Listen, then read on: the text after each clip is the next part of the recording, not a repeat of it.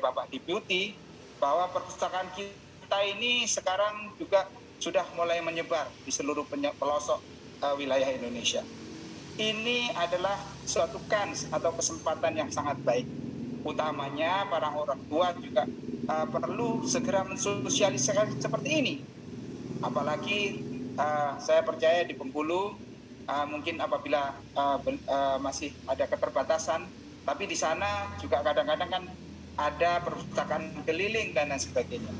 Saya khawatir anak-anak kita ini justru belum tersosialisasi dengan baik, sehingga perlu kita mendorong mereka, mengasih tahu mereka kapan ada jadwalnya untuk memberikan pengertian kepada mereka bahwa membaca itu menjadi penting. Membaca itu kita bisa memiliki wawasan, kita bisa memperoleh informasi kekinian, dan orang yang gemar membaca, saya percaya orang ini mesti memiliki wawasan yang sangat luas.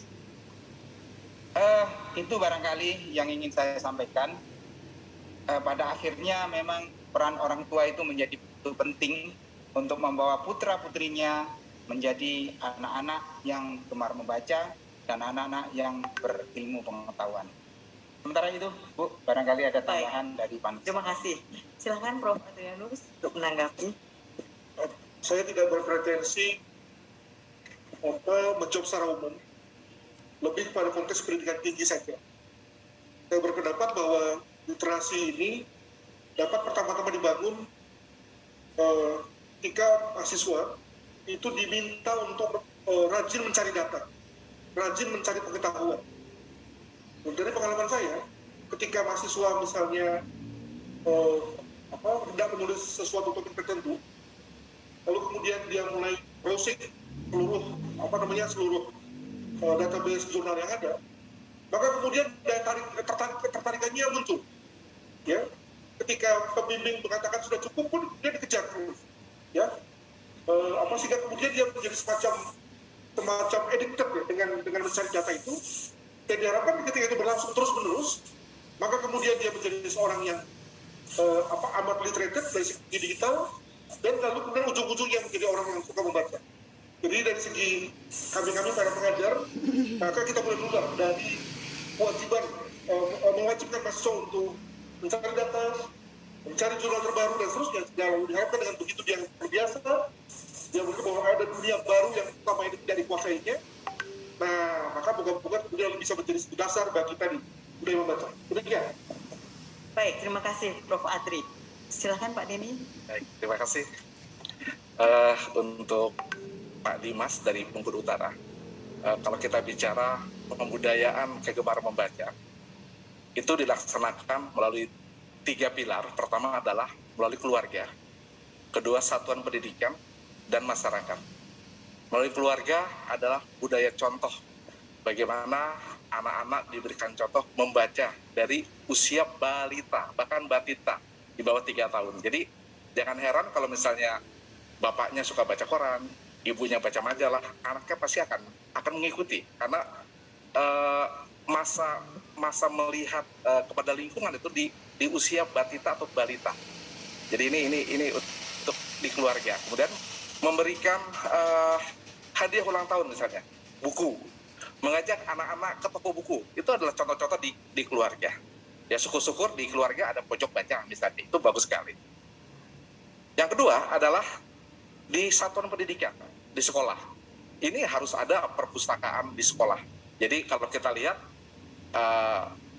harusnya setiap sekolah di Indonesia, SD, SMP, wajib ada perpustakaan. Itu adalah mandatori undang-undang. Tapi kenyataannya, ada perpustakaannya, ada pelangnya, ada labelnya perpustakaan sekolah, tapi koleksinya masih sangat dipenuhi oleh buku-buku yang sifatnya buku-buku textbook, jadi bukan buku pengayaan. Jadi ini terjadi di perpustakaan sekolah. Kemudian yang ketiga adalah di masyarakat. Bagaimana masyarakat menyiapkan sumber-sumber bacaan? Kalau di provinsi jelas kita ada dinas perpustakaan provinsi, fasilitasnya cukup besar kalau di kota-kota besar. Kabupaten kota juga cukup besar, tapi belum sampai ke desa. Kami mencatat dari 80.000 desa kelurahan di Indonesia, kita baru bisa membentuk hanya 23.000 perpustakaan desa. Itu pun belum memenuhi standar. Jadi bagaimana perpustakaan itu tersebar di desa-desa, kelurahan, bahkan di RT RW.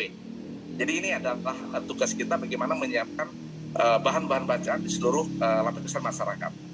Bagaimana dengan digital? Di era digital, tentu saja Perpustakaan Nasional sudah menginisiasi adanya Ipusnas misalnya.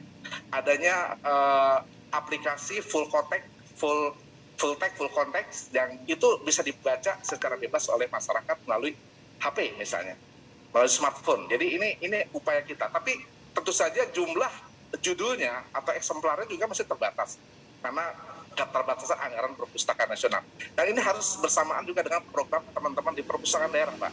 Jadi kalau kita melihat ada I-Jakarta, kita ada Ipusnas, kita di Jakarta ada I-Jakarta, ada I-Kaltim, ada I-Semarang. Ini juga akan memperbanyak koleksi-koleksi digital yang bisa diakses oleh masyarakat. Jadi ini upaya-upaya yang mungkin harus dilakukan, termasuk juga teman-teman di Balai Pustaka sudah mulai mengadopsi cerita-cerita yang kemudian dialihkan menjadi komik, Pak.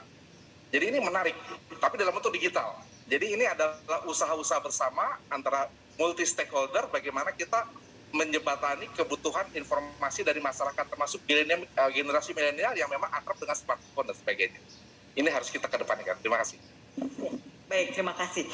Sebelum kita melihat chat berikutnya, adakah yang ingin berkomentar untuk Bapak Ibu yang hadir pada forum ini secara offline? Jika belum ada, baik. Mohon disebutkan nama Bapak supaya semua yang hadir di webinar ini mengetahuinya. Silakan. Assalamualaikum warahmatullahi wabarakatuh. Yang saya hormati KSDK Dirjen Yasir Panamani. Yang saya hormati dosen saya, guru saya dulu, Pak Profesor Arianus. Yang saya hormati Pak Denny dari Perpustakaan Nasional. Mohon izin, nama saya Brigjen Pol Gusti, Dir Program Sarjana S1 DPTIK. Mohon izin, ada dua hal, ada saran masukan yang ingin saya sampaikan khusus kepada Pak Denny. Dalam hal ini,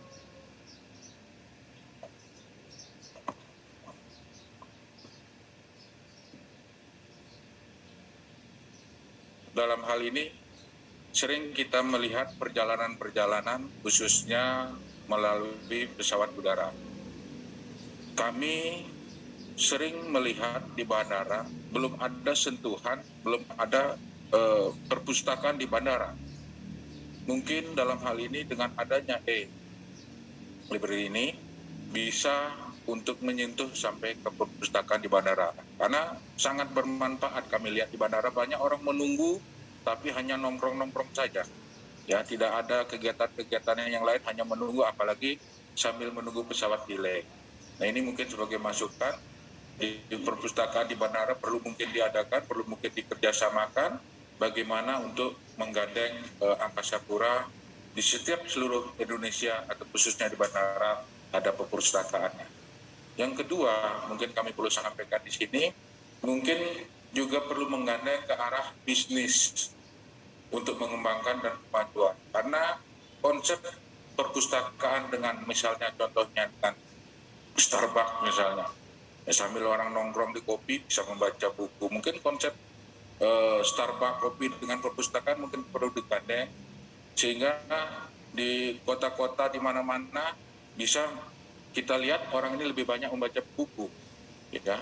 Di samping juga mungkin selanjutnya konsep yang lain mungkin perlu menggandeng Gramedia mungkin dalam permasalahan ini sehingga kita juga bisa memperoleh hal-hal yang lain dari segi-segi yang ilmu pengetahuan yang lain. Mungkin itu yang perlu saya sampaikan. Sekian dan terima kasih. Terima kasih. Demikian Brigadir Jenderal Gusti. Mungkin ditanggapi oleh Pak Denny ya Pak? Iya. Terima kasih Bapak Brigjen Polisi Gusti atas pertanyaannya.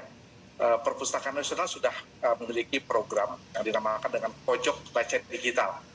Jadi ini program ini memang baru di tahun 2020 diluncurkan dan kita sudah memasang untuk perpustakaan Pojok Baca Digital itu di terminal internasional Pak di Soekarno-Hatta, dan kita juga akan menyebarkan di tahun ini ada 150 pojok baca digital yang akan kita sebarkan, baik itu di ruang publik bandara, kemudian ruang publik di mall pelayanan publik, kemudian juga ada di ruang-ruang publik di Samsat termasuk, dan ini kita kerjasama juga dengan teman-teman di Dinas Perpustakaan Provinsi Kabupaten Kota. Termasuk juga pojok baca digital di PLBN, Pos Lintas Batas Negara, di 7 titik kita juga programkan di tahun 2021. Mudah-mudahan ini bisa memberikan kontribusi kepada masyarakat, bagaimana masyarakat bisa cerdas dan bisa sejahtera melalui layanan pojok baca digital yang ada di seluruh pelosok tanah air. Jadi sekarang permasalahannya adalah bagaimana kita juga menggandeng filantropis yang tadi Bapak sampaikan, perlu menggandeng swasta. Sebetulnya kita sudah punya pengalaman di tahun 2011 sampai 2018. Kita bisa menggandeng, Perpustas bisa menggandeng Bill and Melinda Gates Foundation dan Coca-Cola Foundation untuk berkontribusi kepada perpustakaan umum, baik di provinsi, kabupaten, kota. Jadi ini juga sudah kita gandeng, bahkan di tahun-tahun ke depan kita juga kerjasama dengan Bank Indonesia melalui BI Corner.